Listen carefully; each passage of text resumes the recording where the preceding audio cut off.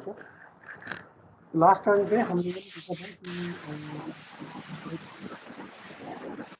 है ना, दो टाइप की लीनियर और नॉन लीनियर स्कैटरिंग लॉसेस देखे थे।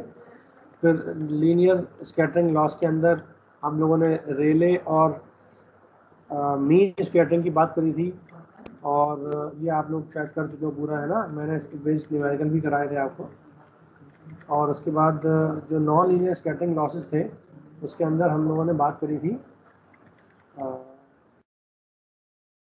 स्कैटरिंग थी, एक ब्लूइन स्कैटरिंग थी और एक आपकी थी रमन स्कैटरिंग। इसके ऊपर भी हम न्यूमेरिकल्स कर चुके थे, है ना। आई थिंक ये सब हो चुका है, आप लोग इसके न्यूमेरिकल्स भी कर चुके हो।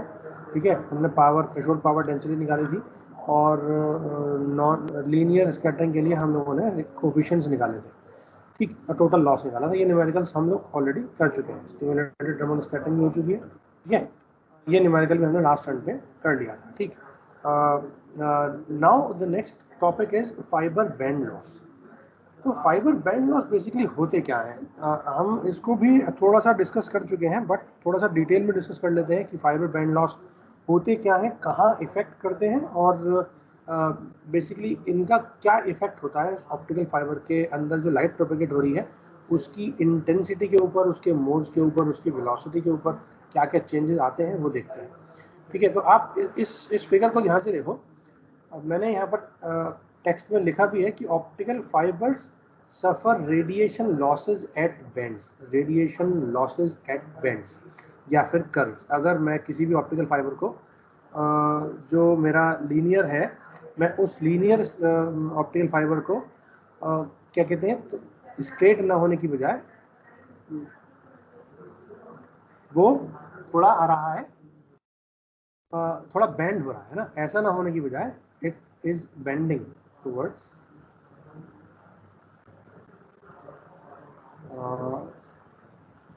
towards the some part of the fiber। क्या हो रहा है? ठीक है, तो अगर फाइबर बेंड हो रहा है ऑटोमेटिकली, तो फिर इस जगह पे ये जो मेरी वेव है, ये वेव ट्रैवल करेगी, और ये ट्रैवल करने के बाद बेसिकली रेडिएशंस जो है वो पेनिट्रेट करेंगे क्लैडिंग के। अब आप इस फिगर को ध्यान से देखो, इस वाले फिगर को। इस वाले फिगर में मैंने कोशिश करी है आपको दिखाने की कि बेसिकली ये हो क्या रहा है। जब मैं बैंड कर रहा हूँ तो बैंड करने के टाइम पे मुझे ये पता है कि मेरे अगर एक स्ट्रेट क्या कहते हैं फाइबर है ना, स्ट्रेट लाइन में है फाइबर, तो उसके अंदर कुछ ना कुछ इवैनिसेंट फील्ड होती है। हम ऑलरेडी देख चुके हैं, है ना, कि इवैनिसेंट फील्ड क्या होती है। अब अगर मैं उस इवैनिसेंट फील्ड को देखूं, यानी जो फील्ड मेरी कोर से बाहर निकल के क्लैडिंग के अंदर जा रही है due to the relative index difference, तो उसकी वजह से हम ये बोलते हैं कि बैंड पर जो उसकी वेलोसिटी है ना लाइट की, वो एक्सीड करेगी क्लैडिंग के अंदर। अब क्यों करेगी? क्योंकि आप ध्यान से देखो, अगर मैं इस डायरेक्शन में बैंडिंग की बात करता हूँ, वो इस डायरेक्शन में बैंड होता है। ठीक है, आप देख सकते हो ये कुछ इस डायरेक्शन में बैंड हो रहा है, ठीक है, नीचे की तरफ। अब अगर ये इस डायरेक्शन में बैंड हो रहा है तो ऑटोमेटिकली ऑप्टिकल फाइबर के अंदर जो लाइट ट्रैवल कर रही होगी वो ट्रैवल करेगी यूनिफॉर्म फेज फ्रंट से। लेकिन जब हम बाहर की तरफ देखेंगे क्लैडिंग के अंदर, तो ऑब्वियसली लाइट तो ये भी है जो क्लैडिंग के इवैनिसेंट फील्ड है ना। और अगर ये लाइट मेरी कोशिश करेगी इस फेज फ्रंट से चलने की, लेकिन इसकी बेंडिंग हुई नीचे की तरफ, ठीक है, और ये जा रही है सीधी, ठीक, तो अब क्या होगा? लॉजिकली फेज फ्रंट्स तो सेम होने चाहिए थे, है ना, लेकिन इसका फेज फ्रंट यहाँ से लेके यहाँ तक तो सेम रहेगा लगभग, लेकिन जैसे ही यहाँ से लेकर के यहाँ तक आएगा तो उसको तो इतना डिस्टेंस ट्रेवल करा ना, तो लॉजिकली ये कुछ यहाँ आता, लेकिन ये फेस फ्रंट इस पॉइंट पर आएगा, तो वो वेव की बेंडिंग होगी इधर की तरफ। ये आपको दिख रहा होगा, ये वाला एरो जो है, ये वाला एरो, ठीक है। तो फेस फ्रंट्स इस तरीके से वेरी होने चाहिए, और रेडिएशन जो है वो सारे इस डायरेक्शन में ट्रैवल करेंगे। अगर बेंडिंग जो है वो इस डायरेक्शन में है, इसका ऑपोजिट होता है, अगर बेंडिंग उस डायरेक्शन में होती, ऊपर की तरफ होती बेंडिंग, तो ऑटोमेटिकली वेव जो है रेडिएशन इधर की तरफ होता, लेकिन वेव का फेस फ्रंट उधर की तरफ बेंड करता। तो ये दो चीज है, इस बेंडिंग लॉस की वजह से हमें एक अलग टाइप का लॉस, इस बेंडिंग की वजह से हमें जो लॉस मिलता है उसको बोलते हैं फाइबर बेंडिंग लॉस। ठीक है, अब फाइबर बेंडिंग लॉस जो है ये गाइडेंस मैकेनिज्म को एक तरीके से शो करता है ना, कि गाइडेंस मैकेनिज्म को इफेक्ट करता है बेसिकली, कि गाइडेंस मैकेनिज्म ऑप्टिकल फाइबर के अंदर, अगर ऑप्टिकल फाइबर के अंदर लाइट ट्रैवल कर रही है तो वो कुछ इस डायरेक्शन में जानी चाहिए, ठीक है, लेकिन अगर वो बेंड हो गया तो भी वो उस डायरेक्शन में जाने की कोशिश करेगी। ये आपको इस उससे दिख रहा है कि radiation will tend to move in the direction in which they were moving previously, ठीक है। तो बेंडिंग की वजह से ये रेडिएशन जो है वो इस ऑप्टिकल फाइबर की कोर से निकलने के बाद, क्लैडिंग से भी निकलने के बाद, ये फ्री स्पेस में मूव आउट करने की कोशिश करेंगे। ऑल्दो लाइट नहीं जाएगी, लेकिन जो रेडिएशन की फॉर्म में, इलेक्ट्रोमैग्नेटिक वेव की फॉर्म में अगर मैं बात करूँ तो वो कुछ पार्ट जो है वो हम बोलेंगे कि ये जो क्लैडिंग के अंदर रहना चाहिए था वो क्लैडिंग से बाहर निकल गया, पेनिट्रेट कर गया in the space. Fibre band loss थोड़ा सा और समझते हैं। इसमें हम रेडिएशन का एटेन्यूएशन कोफिशिएंट निकालते हैं, that is given by alpha are.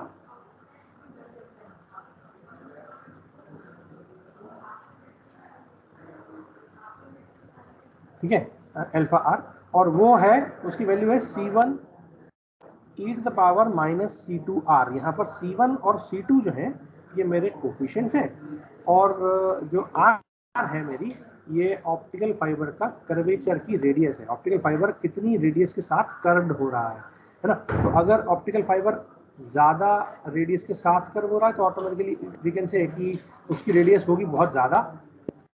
कहाँ से आ रहा है बार बार, ठीक है, उसकी रेडियस होगी कंपैरेटिवली बहुत ज़्यादा, ठीक है। यू कैन सी कि उसकी रेडियस बहुत ज़्यादा है ना, उसकी रेडियस बहुत ज़्यादा है, आप देख सकते हैं। लेकिन अगर मैं उसकी बेंडिंग को करूँगा कुछ इस डायरेक्शन में, इतना इतना, तो उसकी रेडियस होगी कंपैरेटिवली छोटी। तो ये R, अगर मुझे बेंड लॉस बढ़ाना है तो ऑटोमेटिकली इस R की वैल्यू को मुझे कम रखना पड़ेगा। अगर मैं बेंडिंग लॉस को कम करना चाहता हूँ तो मुझे इस R की वैल्यू को बढ़ाना पड़ेगा। It's as simple as that. Now next is, अगर मैं जो क्रिटिकल रेडियस है उसको निकालना चाहूँ कि किस पर्टिकुलर रेडियस के ऊपर मेरे बेंडिंग लॉसेस ज़्यादा लार्ज बेंडिंग लॉसेस होंगे, वो एक क्रिटिकल कर्वेचर रेडियस के ऊपर होंगे। क्योंकि भाई ऐसा तो पॉसिबल है नहीं कि हम एक ऑप्टिकल फाइबर को डिज़ाइन करें ऐसा कि वो बिना कर्व के, बिना बेंडिंग के from the transmitting and receiving end पर पहुंच जाए। There may be a possibility कि उस ट्रांसमिटिंग एंड से निकल करके रिसीविंग एंड तक पहुंचने के बाद, पहुंचने तक उसके पास उसको बहुत सारे बैंड लेने पड़े।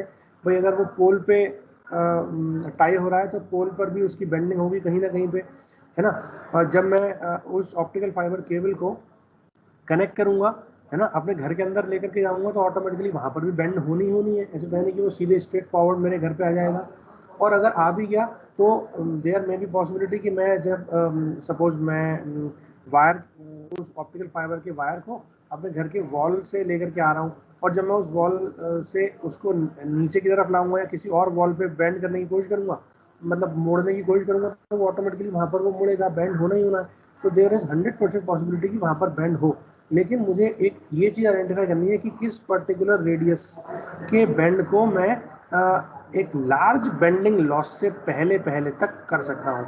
तो जितना ज़्यादा बेंडिंग होगी, जितनी शार्प बेंडिंग होगी, है ना, एज कंपेयर टू दिस, ये शार्प बेंडिंग है ना।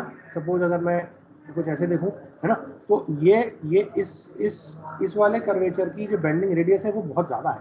तो एक ट्रेड ऑफ होगा जो हम ये बोलेंगे कि अगर मैं रेडियस को ज़्यादा छोटा करता हूँ तो मेरे बेंडिंग लॉसेस बहुत ज़्यादा बढ़ जाते हैं, है ना। तो उसको आइडेंटिफाई करने के लिए मैं ये कोशिश करूँगा कि एक रेडियस निकाली जाए, क्रिटिकल रेडियस बोलेंगे उसको, वो मेरे बेंडिंग लॉसेस के अमाउंट को सफिशिएंटली कम होने से रोकेगी। ठीक है, तो ये मेरा बेंडिंग लॉस मुझे निकालना है, और ये दिया जाएगा क्रिटिकल रेडियस के द्वारा। That is equal to 3n1 square into lambda divide by 4 pi n1 square minus n2 square की power 3/2। It is almost equal to this particular expression. तो अब मुझे अगर एक न्यूमेरिकल सॉल्व करना है और उस एक्सप्रेशन के अंदर मैं क्रिटिकल रेडियस की वैल्यू निकाल लूँगा। मुझे अगर n1 पता है मुझे लैम्डा पता है, मुझे n2 पता है, तो मैं ऑटोमेटिकली उसकी रेडियस निकाल लूंगा।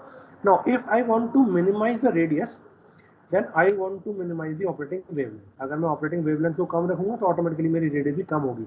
लेकिन अगर मैं इस रेडियस को बढ़ाना चाहता हूँ कि क्रिटिकल रेडियस मेरी कंपैरेटिवली ज़्यादा हो, तो ऑटोमेटिकली मैं इस वेवलेंथ को भी बढ़ा दूंगा। लॉजिकली मेरे लिए क्या फ़ायदेमंद है? मेरे लिए फ़ायदेमंद ये है कि क्रिटिकल रेडियस जितनी छोटी आए उतना अच्छा है ना, क्योंकि जितनी छोटी होगी उतने ही मेरे बेंडिंग लॉस कंपैरेटिवली कम हो। तो जितनी क्रिटिकल रेडियस जितनी कम होगी उतनी मेरे बेंडिंग लॉस कम होंगे। तो उस हिसाब से we can easily derive the critical radius. ठीक है, अब आप इसको रिड्यूस करने के दो तरीके हैं। या तो मैं शॉर्टेस्ट वेवलेंथ पर काम करूं, जितना छोटा मेरी वेवलेंथ होगी उतना ही मेरा इफेक्टिवली क्या बोल सकते हैं इसको, बेंडिंग लॉस होंगी कम।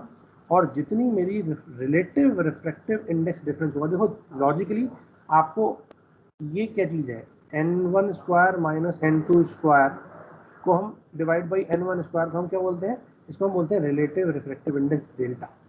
तो अगर मेरा ये डेल्टा कम होगा तो ऑटोमेटिकली से कि मेरा जो क्या कह सकते हैं एक तरीके से क्रिटिकल रेडियस है वो भी कंपैरेटिवली कम है ना। तो इस चीज़ को ध्यान में रखते हुए वी कैन इजीली डिराइव कि मेरे फाइबर बेंडिंग लॉस के लिए क्रिटिकल रेडियस की वैल्यू कितनी होनी चाहिए या कितनी होगी अगर मैं अपने इस पर्टिकुलर एक्सप्रेशन को सॉल्व करता हूँ तो। ठीक है बच्चों, क्लियर है? अब मैं इसके ऊपर एक आपको न्यूमेरिकल दूंगा, आप लोग जल्दी से मुझे इस न्यूमेरिकल को सॉल्व करके बताओ। ठीक है, तो numerical is a two-step index fibers have the following characteristics। एक मेरा कोर का रिफ्लेक्टिव इंडेक्स है 1.5, दो मेरे पास ऑप्टिकल फाइबर है स्टेप इंडेक्स के। रिलेटिव रिफ्लेक्टिव इंडेक्स है उसका 0.2% और उसका कोर का रिफ्लेक्टिव इंडेक्स है 1.5% और ऑपरेटिंग वेवलेंथ है 1.55 माइक्रोमीटर। अब अगर मैं दूसरा केस देखता हूं जहां पर कोर का रिफ्लेक्टिव इंडेक्स 1.5 ही है ना, लेकिन मेरा रिलेटिव रिफ्लेक्टिव इंडेक्स जो है वो 0.2 की बजाय मैंने 3% कर दिया और ऑपरेटिंग वेवलेंथ मैंने 0.82 माइक्रोमीटर कर दी, मतलब ऑपरेटिंग वेवलेंथ मैंने कम कर दी। आपको इन दोनों ही केसेस के अंदर मुझे क्रिटिकल रेडियस को बताना है कि क्रिटिकल रेडियस कितनी होगी। ठीक है, बता दोगे जल्दी से मुझे बताओ फटाफट से सॉल्व करके ना। क्रिटिकल रेडियस का फॉर्मूला मैंने क्या लिखा था, क्रिटिकल रेडियस RC मैंने लिखी थी and that is equal to what, that is 3n1 square lambda divide by 4 pi n1 square minus n2 square की पावर 3/2। ठीक है, तो अगर मैं पहला केस लूंगा, बच्चों दिख रहा है ना आप लोगों को,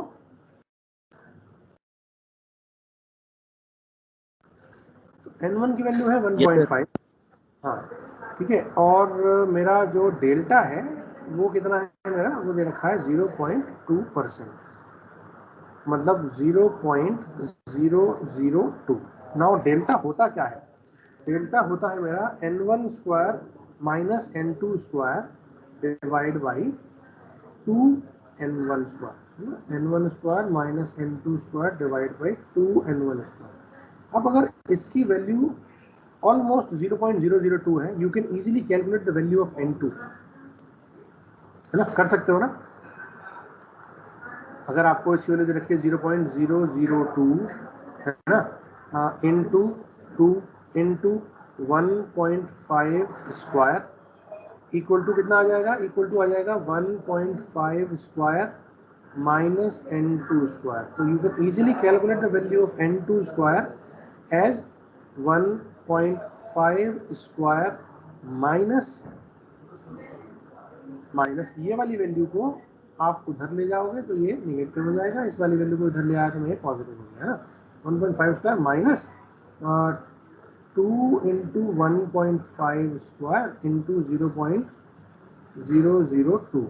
ठीक है, ये वैल्यू हो जाएगी और यहाँ पर आप n2 की वैल्यू निकाल लेंगे। जल्दी से मुझे बताओ n2 की वैल्यू कितनी आई, और उस n2 की वैल्यू को हम यहाँ पर रख देंगे और इसको सॉल्व कर लेंगे तो वी कैन कैलकुलेट कि मेरे पहले केस के अंदर क्रिटिकल रेडियस कितनी आती है। जल्दी से मुझे बताओ कि n2 की वैल्यू कितनी आई, पहली बात तो, है ना। और n2 की वैल्यू आने के बाद हमने क्या करा, हमें ये निकालना है कि मेरा RC की वैल्यू कितनी आई। आप लोग मुझे फटाफट से बताओ इसका आंसर कितना है।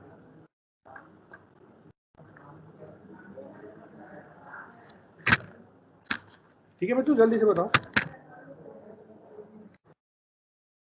कितना आया, N2 कितना आया, N2 बताओ कितना आया, N2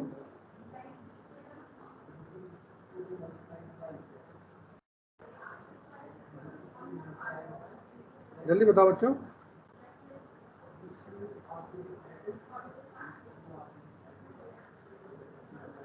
आप लोगों को आवाज आ रही है ना मेरी? सर क्रिटिकल रेडियस की वैल्यू 0.115 माइक्रोमीटर। 0.115 माइक्रोमीटर। अच्छा, आर कितना आया, सॉरी एन कितना आया, N2? N2 को निकालने की जरूरत ही नहीं पड़ी।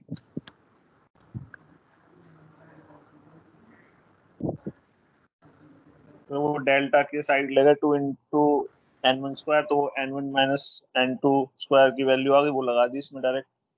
और N1 की स्क्वायर की हमें पता ही है। अच्छा, N1 square minus N2 square की वैल्यू रख दी। चलो ऐसा कर लो, कोई दिक्कत नहीं है, ठीक है। फिर भी मतलब क्रॉस चेक हो जाएगा कि कितना आया, जरा एक बार पता लग जाता मुझे कितना आ रहा है। किसी ने निकाला N2?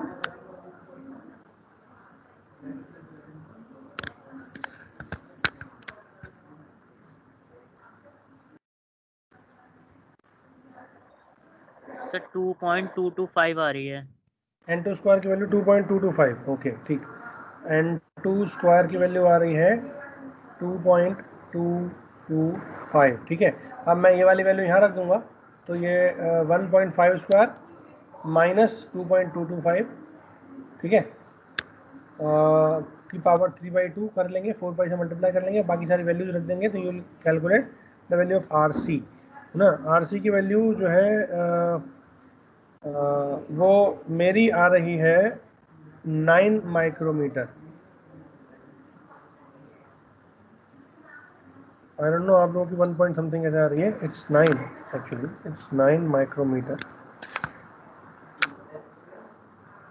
1.5 का स्क्वायर करेंगे तो 2.250, है ना, इनटू लैम्डा। लैम्डा कितना है आपका, लैम्डा है 1.55 माइक्रोमीटर।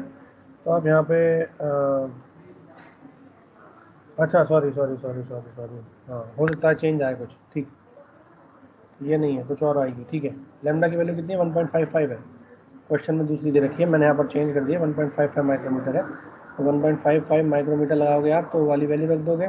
N1 स्क्वायर गिवन है, 3 गिवन है, 4 गिवन है, और N1 स्क्वायर और N2 स्क्वायर आपने निकाल ही लिया, ये दोनों वैल्यूज रख दोगे तो automatically you will calculate the value of RC। जरा सेकंड वाले केस में बताना मुझे फटाफट से कितनी आ रही है, सेकंड वाले केस में R की वैल्यू कितनी आ रही है।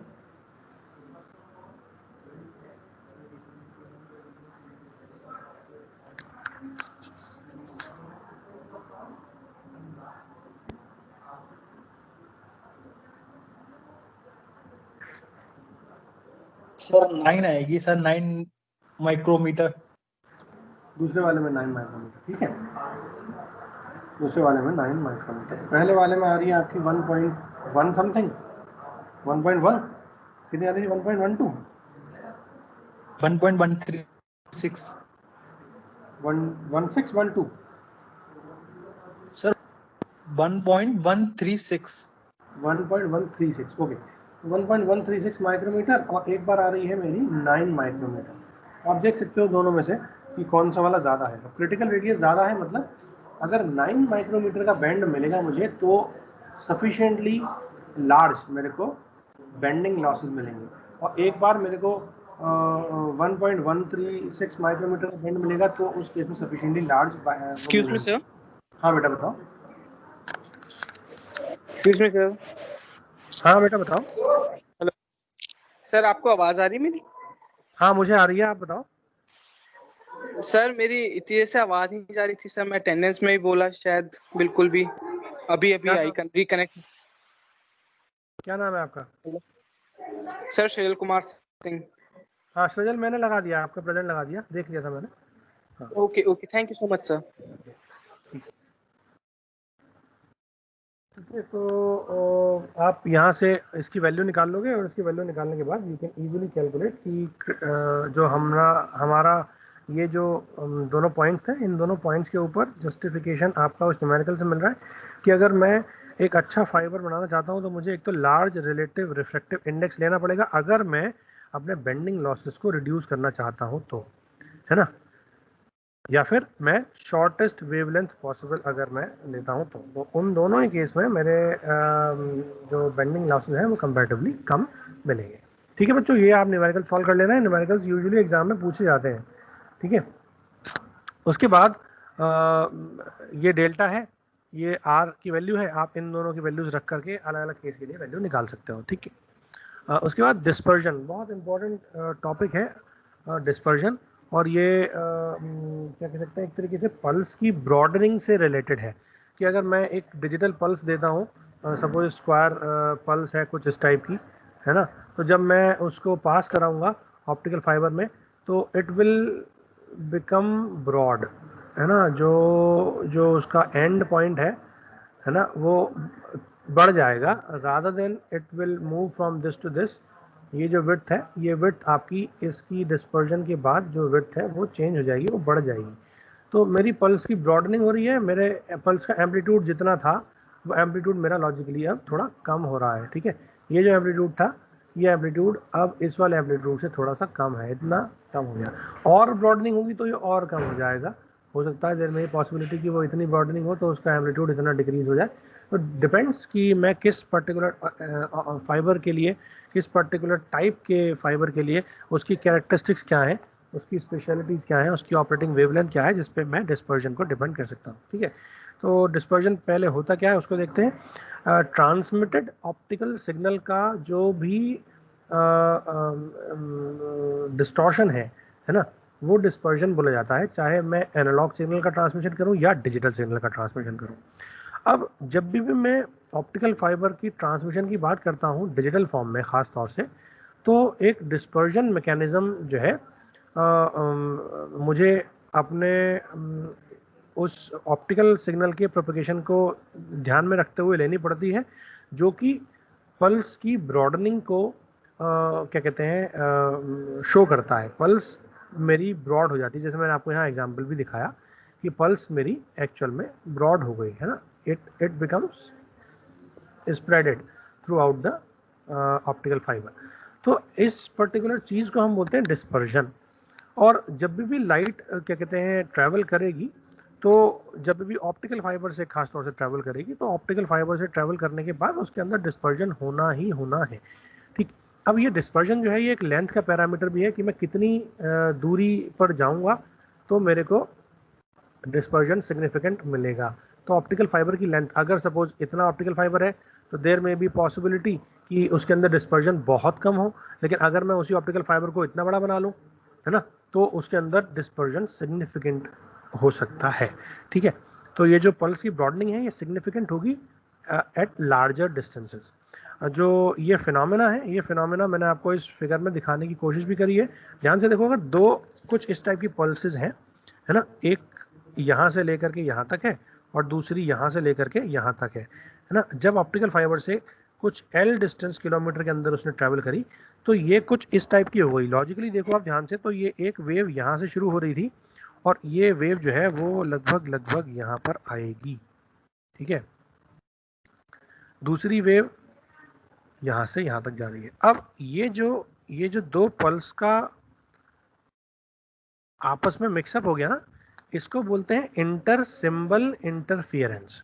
ये एक बहुत ही इंपॉर्टेंट पैरामीटर है इस ऑप्टिकल फाइबर के या किसी भी कम्युनिकेशन सिस्टम को स्टडी करने के लिए बेसिकली, क्योंकि अगर मैं डिजिटल कम्युनिकेशन की बात करता हूँ तो डिजिटल कम्युनिकेशन में मुझे ये ध्यान रहता है हमेशा से कि मैं डिजिटल फॉर्म में अपनी इंफॉर्मेशन को in the form of bits, in the form of pulses transmit करता हूँ, है ना, और उस पल्स के बीच में I need to have some gap in between, है ना। ये देखो आप ध्यान से कि इन दोनों ही पल्स के बीच में मैंने कुछ गैप दिया था, ये फिक्स गैप था, बैंड गैप नहीं, इसको बिट ड्यूरेशन बोल सकते हैं, गार्ड बैंड बोल सकते हैं। ठीक है, अब अगर मैं उस पर्टिकुलर ऑप्टिकल फाइबर से पास कराने के बाद उस आउटपुट वेव को देखता हूँ तो ये वेव जो है ये मिक्सअप हो गई। ठीक है, क्योंकि मिक्सअप क्यों हुई, क्योंकि इसकी ब्रॉडनिंग हो गई with in the optical fibre. तो अब ये जो दो पल्स आपस में आपको ऐसा लगेगा कि इनकी मिक्सिंग हो रही है यहाँ से लेके यहाँ तक, है ना, इसकी वजह से हम ये बोलेंगे कि ये जो फिनोमेना है ये एक इंटर सिंबल इंटरफियरेंस है। बेसिकली दोनों सिंबल ओवरलैप हो गए, है ना। अब लॉजिकली मुझे इस डिस्टेंस के बीच में अपने दो सिग्नल्स को डिटेक्ट करना था, और कायदे में यहाँ पर और यहाँ पर दो सिग्नल्स को डिटेक्ट करना था, है ना। अब अगर मैं सपोज वो सिग्नल यहाँ लेता हूँ, है ना, तो अगर यहाँ आता है तो कोई दिक्कत ही नहीं है, यहाँ आ रहा है तो ठीक है, यहाँ पर मैं 1 डिटेक्ट कर रहा हूँ, यहाँ पर मैं 1 डिटेक्ट कर रहा हूँ। लेकिन अगर धोखे से कोई भी पॉइंट ऐसा आ गया जो इसने इस पॉइंट को डिटेक्ट करा, है ना, अब ये पॉइंट कौन से वाली वेव की मानेगा, वो इस वाले सिग्नल का मानेगा या इस वाले का मानेगा, ये पता ही नहीं है उसको, क्योंकि दोनों पल्स आपस में इंटरमिक्स्ड हो गई। तो ये एक बड़ा ही कंफ्यूजन क्रिएट करने वाला एक फिनोमेना मेरे ऑप्टिकल फाइबर के अंदर हो गया, जिसमें मेरे इनपुट वाली जो फिगर थी, वो फिगर एक्चुअल में उसकी जो पल्स थी वो पल्स ब्रॉड हो गई, पल्स की शेप चेंज हो गई, पल्स मेरी फैल गई और ऑप्टिकल फाइबर के अंदर फैल गई, उसकी डिस्टेंस, उसकी विड्थ थोड़ी बढ़ गई, और उसकी वजह से उसकी एग्जैक्ट विड्थ मुझे नहीं पता, और उसकी विड्थ अगर उन दोनों कंटिन्यूअस बिट्स के बीच के गैप से ज़्यादा हो गई, है ना, दैट मीन्स वो दोनों पल्सेस ओवरलैप कर रही हैं, और उस ओवरलैप वाले फिनोमेना को बोलते हैं इंटर सिंबल इंटरफियरेंस। आप इस फिगर में ध्यान से देख सकते हो, मैंने कोशिश करी है दिखाने की कि अगर मैं सपोज बिट पैटर्न ट्रांसमिट कर रहा हूँ 1011, है ना, तो यहाँ पर देखो 1 है मतलब एक पल्स है, यहाँ पर 0 है मतलब कोई पल्स नहीं है, यहाँ पर 1 है दैट मीन्स एक पल्स है, यहाँ पर एक पल्स है, यहाँ पर भी 1 है ना, 1 0 1 1। अब देखो मैं यहाँ से लेकर के यहाँ तक सपोज इतने ड्यूरेशन के लिए एक पल्स को ट्रांसमिट कर रहा हूँ, ठीक है, सपोज वो ट्रांसमिशन इतना है, एक बिट की ड्यूरेशन जो है वो इतनी है, तो इस ड्यूरेशन में मैं 4 बिट्स ट्रांसमिट कर रहा हूँ, keeping some guard band associated with each pulse, ताकि मेरे ट्रांसमिटिंग एंड पर ही कोई वेव जो है वो लॉस ना हो, ठीक है, ये बोल सकते हैं हम गार्ड बैंड, मैंने यहाँ पर इंक्लूड कर लिया, इस ड्यूरेशन पे वो कुछ भी नहीं है, ठीक। अब अगर मैं इसको एक डिस्टेंस तक ऑप्टिकल फाइबर के अंदर ट्रैवल कराऊं, तो ये इस पल्स की ब्रॉडनिंग हो गई कुछ इस तरीके से, है ना, यहाँ पे, ठीक है। अब देखो 1 और 0 के बीच में तो सफिशिएंट गैप है, क्योंकि यहाँ पर 0 था तो ये वाला 0 भी ऑटोमेटिकली गैप हुआ, लेकिन चूंकि इस वाले सिग्नल की ब्रॉडनिंग हो गई थोड़ी सी इधर की तरफ, तो इसने 0 वाला स्पेक्ट्रम जो है वो टाइम ऑक्यूपाई कर लिया, ठीक है, इसने 0 वाला ऑक्यूपाई कर लिया। लेकिन अगर इस 1 वाले को देखो आप, तो इस 1 वाले की ब्रॉडनिंग हुई और इस वाले 1 की ब्रॉडनिंग हुई, और इन दोनों के बीच में एक ओवरलैपिंग हो गई दोनों पल्स की, और वो आपको इस क्रॉस बार लाइन से मैंने दिखाने की कोशिश करी है, ठीक है। तो लॉजिकली ये जो पैटर्न है ना, ये जो पैटर्न है ये वाला, इस पैटर्न को मैंने यहाँ दिखाया है, and it will look like this, it will look like this, ये रिजल्टेंट पैटर्न कुछ ऐसा बनेगा, ठीक है, रिजल्टेंट पैटर्न कुछ ऐसा बनेगा, ठीक है, ये ऐसा बनेगा। अब अगर मैं ये बोलूं कि अगर मैं इसको थोड़ा सा और डिस्टेंस, लार्ज डिस्टेंस पर ट्रांसमिट कर रहा हूँ, तो इसकी और ब्रॉडनिंग होगी, ये और बढ़ जाएगी, इसकी विड्थ और बढ़ जाएगी, और अब ये वाली विड्थ भी, ये वाली बिट भी दूसरी बिट के साथ, इस वाली बिट के साथ इंटरफियर करेगी, इसने पूरे इस वाले 0 बिट को ओवरलैप कर लिया, है ना, और ये इस वाली बिट के साथ जो कि एक कम से कम 1 बिट दूरी के बाद थी, वो भी एक्चुअल में इस बिट को इंटरफियर कर रही है ना, और इसका इंटरफियरेंस कंपैरेटिवली बढ़ गया, क्योंकि large portion will come into like coinciding. तो इसको हम बोलते हैं इंटर सिंबल इंटरफियरेंस। इसने बेसिकली जो सिंबल ट्रांसमिट कर रहा था, मैं जो कैरेक्टर ट्रांसमिट कर रहा था, उस कैरेक्टर को भी क्या कर लिया, इसने आपस में इंटरफियर कर दिया, है ना। ये इंडिपेंडेंट है इस वाले कैरेक्टर से, इस वाले बिट से, लेकिन जब इसकी ट्रांसमिशन हुआ तो इसकी ब्रॉडनिंग हो गई, और उस ब्रॉडनिंग की वजह से कुछ पोर्शन कॉमन आ गया, और उस कॉमन पोर्शन को हम क्या बोलते हैं, इंटर सिंबल इंटरफियरेंस बोलते हैं। बच्चों क्लियर हो गया? Yes sir. उसके बाद अगर मैं इसको मैथमेटिकली पैरामीटर के टर्म में डिफाइन करने की कोशिश करूं, तो एक डिजिटल बिट रेट होता है कि किस बिट रेट से कितने बिट्स पर सेकंड वो ट्रांसमिट हो रहा है ना। तो उसको सपोज मैंने यहाँ पर BT लिखा है, ठीक है, तो BT अगर मैं सैम्पलिंग फिनोमेना लगाऊं, सैम्पलिंग थ्योरम लगाऊं, तो मुझे पता है कि इट शुड बी जो बिट रेट है मेरा, है ना, जो sampling frequency, it should be twice the maximum frequency content present in the message signal. वही चीज को फॉलो करते हुए अगर मैं इसको बिट ड्यूरेशन की ब्रॉडनिंग बोलूं, ब्रॉडन पल्स की ड्यूरेशन जो है वो कितनी हो गई, 2 टाउ हो गई। तो अगर मैं इसकी विड्थ, ये मेरी 2 टाउ है, ठीक है, तो अगर मैं डिजिटल बिट रेट अचीव करना चाहता हूं तो वो कुछ ऐसा होना चाहिए कि ये जो 2 टॉ है मेरा, है ना, ये 2 टॉ के इनवर्स से बिट रेट हमेशा कम होना चाहिए या उसके बराबर होना चाहिए। अगर उससे ज़्यादा हो गया तो ऑटोमेटिकली यहाँ पर ये इंटरफियरेंस मुझे मिल जाएगा, है ना। मुझे पता है ना, टाइम और फ्रीक्वेंसी में इनवर्स रिलेशनशिप होती है। तो मैं बिट रेट की बात कर रहा हूँ मतलब फ्रीक्वेंसी की बात कर रहा हूँ, और जब मैं इस पल्स की ब्रॉडनिंग की बात कर रहा हूँ मतलब पल्स की ब्रॉडनिंग को मैं in terms of time calculate कर रहा हूँ। तो इसका इनवर्स ले लिया मैंने 1/2 टाउ, है ना, 1/2 टाउ, यानी एक विड्थ इतनी फ्रीक्वेंसी से 1/2 टाउ फ्रीक्वेंसी से प्रोपेगेट हो रही है after the dispersion effect happening in the optical fibre. तो अगर मुझे इसकी ओवरलैपिंग रोकनी है तो मुझे इसका जो इसकी जो मैक्सिमम फ्रीक्वेंसी है ना, ये मुझे बिट रेट इससे कम ही होना चाहिए। बिट ड्यूरेशन, बिट रेट जो है, बिट ड्यूरेशन नहीं, बिट रेट, इसकी जो विड्थ है उसके हाफ से कम ही होना चाहिए या इक्वल होना चाहिए मिनिमम केस में। तो यहाँ ऐसे केस से मैं इसकी ओवरलैपिंग को रोक सकता हूँ। नो ओवरलैपिंग कंडीशन के लिए दिस बीटी यानी bit rate, digital bit rate, digital bits का रेट है, वो जो है मेरा, वो पल्स की ड्यूरेशन की ब्रॉडन पल्स की ड्यूरेशन के आधे से भी कम होना चाहिए अगर मैं अपने पल्स की ओवरलैपिंग को रोकना चाहता हूं तो, आईएसआई को रोकना चाहता हूं तो। क्लियर है बच्चों? Yes sir.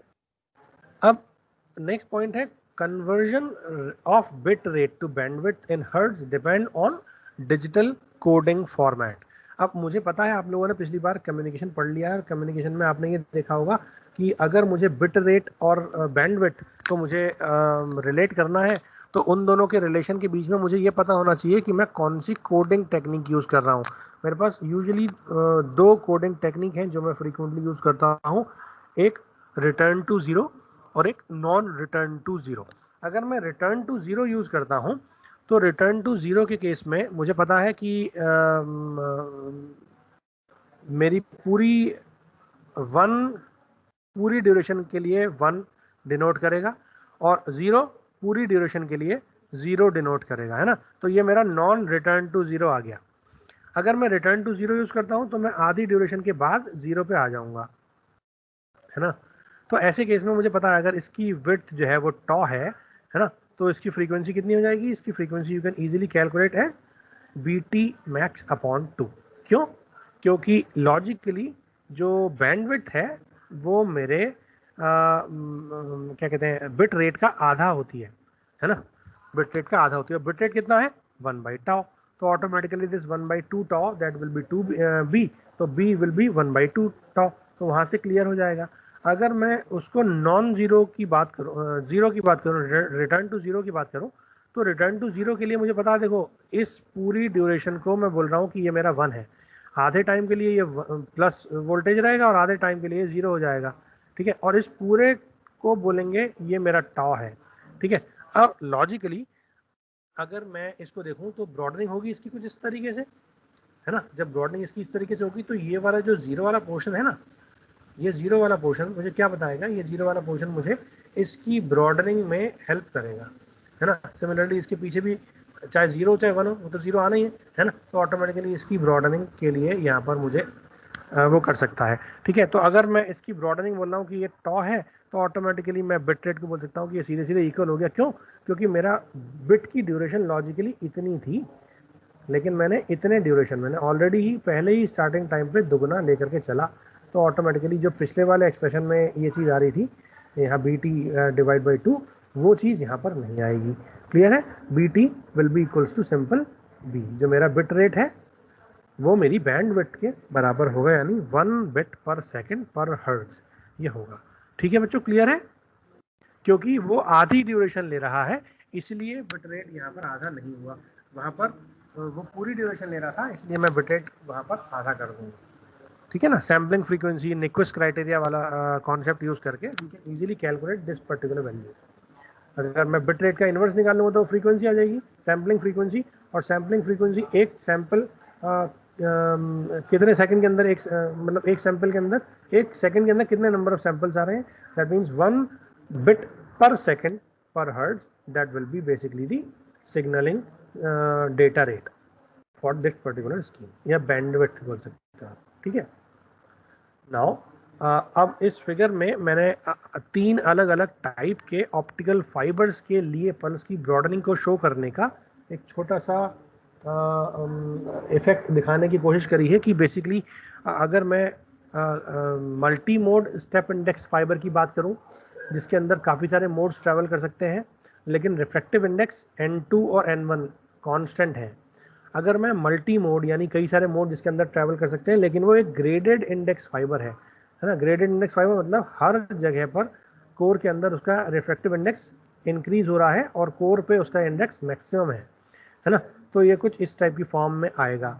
और तीसरा मैंने बोला है कि जब मेरा सिंगल मोड और स्टेप इंडेक्स फाइबर है, यानी मेरी जो कोर की डायमीटर है वो कंपैरेटिवली बहुत छोटी है, मतलब उसके अंदर हम मान के चल रहे हैं कि वो सीधे वेव ट्रैवल कर रही है, there is no other modes travelling, केवल एक ही मोड ट्रैवल कर रहा है। ठीक है, अब आप ध्यान से देखो, अगर मैं इसकी ब्रॉडनिंग देखूं multi mode step index fibre में, तो चूंकि यहाँ पर मल्टी मोड है मतलब कई सारे मोड्स ट्रैवल कर सकते हैं, वेव एक से ज़्यादा पाथ फॉलो कर सकती है ना, तो वो वेव ये वाली पाथ भी फॉलो कर सकती है, वो वेव ये वाला पाथ भी फॉलो कर सकती है, वो वेव ये वाला पाथ भी फॉलो कर सकती है ना, वो वेव ये वाले पाथ भी फॉलो कर सकती है एंड सो ऑन, बहुत सारे पाथ फॉलो कर सकती है क्योंकि एन नंबर ऑफ मोड उसके अंदर ट्रैवल कर सकते हैं। ठीक है, अब अगर ऐसा है तो लॉजिकली है क्या, लॉजिकली मुझे इन सारे वेव स्ट्रक्चर को ध्यान से देखना है और ये देखना है कि इनकी प्रोपेगेशन वेलोसिटीज में कितना डिफरेंस आ रहा है। मुझे पता है जब नंबर ऑफ हार्मोनिक्स बढ़ते हैं तो उसका एनवेलप चेंज होता है ना, और एनवेलप सपोज वो कुछ ऐसा हुआ उस पूरे वेव का, रिजल्टेंट वेव का, ठीक है, तो उस रिजल्टेंट वेव का एनवेलप कुछ चेंज हुआ और यहाँ पर मेरी बहुत सारी फ्रीक्वेंसीज आ रही हैं। ठीक है, ये कांस्टेंट फ्रीक्वेंसी और अलग अलग फ्रीक्वेंसी के कॉम्बिनेशन से मुझे ये पता लग रहा है कि बेसिकली इसका जो एनवेलप है वो कितना है। तो चूंकि ज़्यादा नंबर ऑफ वेव्स ट्रैवल कर रही हैं तो हमें इसका जो डिस्पर्जन है ना वो ज़्यादा मिलेगा। क्यों? क्योंकि इसका जो एनवेलप है इसकी फ्रीक्वेंसी कंपैरेटिवली, ये जो एनवेलप है इसकी फ्रीक्वेंसी कंपैरेटिवली बहुत छोटी होगी as compare to the carrier frequency that is travelling in the optical fibre. ठीक है, उसकी वजह से मेरे को इसका डिस्पर्जन कंपैरेटिवली ज़्यादा मिलेगा। अगर मैं multi mode graded index fibre की बात करूं तो ये इसके अंदर वेव्स का जो नंबर है वो लिमिटेड है, नंबर ऑफ मोड्स ट्रैवल कर रहे हैं बट उसकी जो क्या कह सकते हैं एक तरीके से number of modes that can travel it is less than the number of modes that can travel in multi mode step index fibre, क्योंकि यहाँ पर वेव की बेंडिंग हो जा रही है पहले ही, है ना, वेव मेरी कोर क्लैडिंग इंटरफेस तक बहुत कम नंबर ऑफ वेव्स पहुंचेंगी, है ना, तो ये एक पहले ही उसकी बेंडिंग हो जाएगी तो ऑटोमेटिकली जब वो एक पर्टिकुलर रीजन में जाएगी ही नहीं, उसके रीजन में जाने से पहले उसकी वेव की बेंडिंग हो जाएगी, तो automatically limited number of modes will propagate in multi mode graded index fibre. और चूंकि नंबर ऑफ मोड्स मेरे कम ट्रैवल करेंगे इसीलिए मैं बोल सकता हूँ कि यहाँ पर उसकी ब्रॉडनिंग जो है वो कंपैरेटिवली कम होगी। यू कैन सी कि अगर ये tau1 है और ये tau2 है तो this tau2 is less than tau1। ठीक है, अब अगर मैं बोलूँ कि मैं सिंगल स्टेप इंडेक्स की बात करता हूँ सिंगल मोड में, यहाँ पर केवल एक ही मोड है, तो लॉजिकली हम सिंगल मोड की बात करते हैं तो हम ये बोलते हैं कि जो मोड है जो ऑप्टिकल फाइबर में लाइट ट्रैवल कर रही है वो through the core axis travel propagate हो रही है, through the core axis propagate हो रही है, मतलब वो कोर की एक्सिस फाइबर की एक्सिस पर ही प्रोपेगेट हो रही है और उसकी वजह से there is no bending, there is no scattering, there is no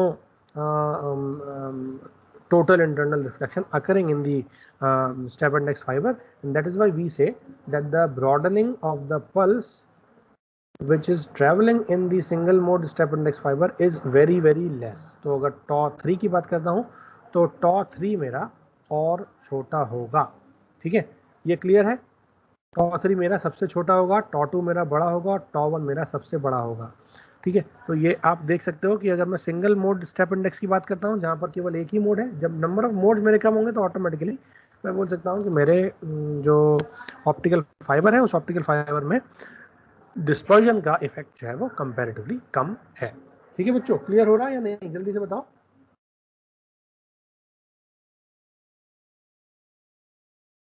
आप लोगों को आवाज आ रही है मेरी? Yes sir. ठीक है, श्रजल क्लियर हो रहा है? Yes sir. मुस्कान, अभिषेक, गौतम, बेटा क्लियर है ना सब लोगों को? रूपल? Yes sir. चलो ठीक है ना। अब ये 2 पॉइंट्स और बता देता हूँ मैं, उसके बाद फिर we'll end the session here and we'll start tomorrow. अगर आप इस पुराने वाले फिगर को ध्यान से देखो तो आप बोल सकते हो कि मल्टी मोड स्टेप इंडेक्स जो मेरा पहला वाला फिगर था, है ना, उसमें ग्रेटेस्ट डिस्पर्जन हो रहा है ट्रांसमिटेड लाइट पल्स का। ठीक है, और अगर मैं ग्रेडेड इंडेक्स की बात करूं मल्टी मोड वाले केस में ही, तो उसके कंपैरिजन में मेरा डिस्पर्जन जो है वो मल्टी मोड स्टेप इंडेक्स में ज़्यादा है। ठीक, और अगर मैं सिंगल मोड स्टेप इंडेक्स की बात करूं तो यहाँ पर मिनिमम पल्स की ब्रॉडनिंग हो रही है। ठीक है, इसीलिए हम ये बोलते हैं कि अगर मुझे अपनी बैंडविड्थ बढ़ानी है, अगर मैं ऑप्टिकल फाइबर के केस की को यूज़ करना चाहता हूँ लार्जेस्ट बैंडविड्थ के लिए, तो उस बैंडविड्थ को हम लोग इस डिस्पर्जन से रिलेट कर सकते हैं कि अगर जितनी मेरी पल्स की ब्रॉडनिंग कम होगी उस फाइबर के अंदर उतना ही मेरी ज़्यादा ट्रांसमिशन कैपेबिलिटी होगी बैंडविड्थ की टर्म में। तो ऑप्टिकल फाइबर के केस में अगर मैं सिंगल मोड ऑप्टिकल फाइबर की बात करता हूँ स्टेप इंडेक्स की, तो उसके अंदर मेरी चूंकि minimum number of pulse broadening है, इसीलिए मैं बोल रहा हूँ कि इसकी ट्रांसमिशन बैंडविड्थ उतनी ही ज़्यादा है ना। अगर मैं मल्टी मोड स्टेप इंडेक्स की बात करूँ तो वो मेरी लगभग फ्यू टेंस ऑफ मेगाहर्ट्ज होती है, और अगर मैं single multi mode graded index की बात करूं तो वो थोड़ी सी इससे ज़्यादा होती है क्योंकि उसकी ब्रॉडनिंग कंपैरेटिवली कम है। सिंगल मोड स्टेप इंडेक्स में ब्रॉड जो है वो गीगाहर्ट्ज में होती है बैंडविड्थ, और अगर मैं single multi mode step index fibre की बात करता हूं तो वो लगभग टेंस ऑफ मेगा, मतलब ऑलमोस्ट 10 टाइम्स कम से कम होगी, है ना। The amount of pulse broadening किस पे डिपेंड करता है? वो डिस्टेंस पे भी डिपेंड करता है। ये मैं आपको ऑलरेडी बता चुका हूँ, जितनी डिस्टेंस ज़्यादा होगी उतना ही इसकी ब्रॉडनिंग भी ज़्यादा होगी। यानी अगर मैं ऑप्टिकल फाइबर लिंक को कैलकुलेट करना चाहता हूँ, है ना, तो और उसकी बैंडविड्थ कैलकुलेट करना चाहता हूँ, तो वो बेसिकली मुझे ये बताती है कि कितनी डिस्टेंस है रीजनरेटिव रिपीटर्स के बीच में। अगर मैं ऑप्टिकल फाइबर लिंक स्टैब्लिश कर रहा हूँ तो 2 रीजनरेटिव रिपीटर, वो चीज़ जहाँ पर मैं उस सिग्नल को दोबारा जनरेट करता हूँ, क्योंकि एक टाइम के बाद वो वेव का शेप इतना चेंज हो जाएगा कि मैं उससे सिग्नल रिकवर ही नहीं कर पाऊंगा। तो इसलिए मुझे रीजनरेटिव रिपीटर लगाने पड़ेंगे through out after certain distance. तो वो डिस्टेंस मुझे बताती है कि एक डिस्टेंस से कम ही होना चाहिए। अगर उससे ज़्यादा हो गया तो हो सकता है देयर मे बी पॉसिबिलिटी कि मैं पूरी की पूरी लाइट पल्स को लॉस कर लूँ। ठीक है, तो डिस्टेंस जो है between the light pulse travels before it is reconstituted, दोबारा जनरेट करी जाएगी, तो वो रीजनरेटिव रिपीटर की डिस्टेंस होगी। ठीक है बच्चों, तो क्लियर है?